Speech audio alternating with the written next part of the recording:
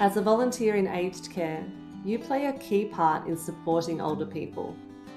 So does the Aged Care Quality and Safety Commission. The Commission is the national regulator of funded aged care services in Australia. We're here to uphold the rights of older people and protect and improve their safety, health, well-being and quality of life. We do this by registering providers to deliver aged care services, dealing with complaints and feedback about registered providers, monitoring registered providers' performance and their compliance with legislation and the strengthened aged care quality standards, making sure registered providers, their workers and volunteers comply with their obligations, including the Aged Care Code of Conduct. We also oversee provider notifications of reportable incidents through the Serious Incident Response Scheme, also known as the SIRS.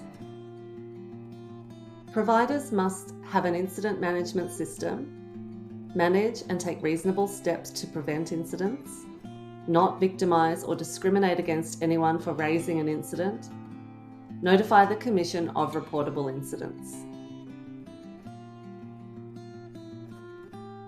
If you become aware of an incident, you should make sure everyone is safe and call for help if needed. Follow your organisation's policies and procedures for incident management. Tell your manager or someone else in the organisation as soon as you can. You should help the person affected by the incident to understand who they can reach out to.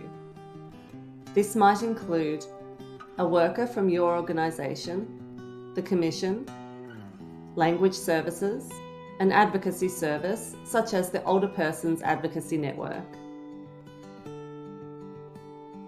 Providers must also report certain incidents that occur in the delivery of aged care services to the Commission through SIRS. These are reportable incidents. There are 8 types of reportable incidents.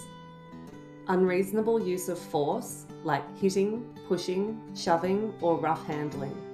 Unlawful sexual contact or inappropriate sexual conduct, like sexual assault, stalking, making sexual advances, or unwanted sexual touching. Psychological or emotional abuse, like yelling, name-calling, ignoring, threatening gestures, or refusing access to care or services as a way to punish. Unexpected death, where the provider didn't take reasonable steps to prevent the death, or the death happened because of the failure to provide aged care services. Stealing or financial coercion, pressure, by an aged care worker, like when a worker pressures an older person to change their will or steals their valuables. Neglect, where care services were grossly inadequate, reckless, or intentionally negligent, caused or contributed to a systemic, organisation-wide pattern of failure. Exposed the older person to risk of serious injury or illness, like withholding personal care, not treating wounds, or not helping during meals. Inappropriate use of restrictive practices, like using restraint or a sedative medication to control behaviour in a way that doesn't follow legislation. Unexplained absence of an older person during the delivery of aged care services, and where there are reasonable grounds to report the absence to the police. You can find out more from your manager, the organisation you volunteer for, or the Commission. There is no wrong way to speak up.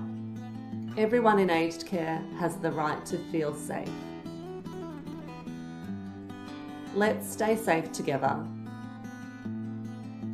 This resource provides general guidance only. It's your responsibility to know your obligations and legal responsibilities under the Aged Care Act 2024 and Aged Care Rules 2025.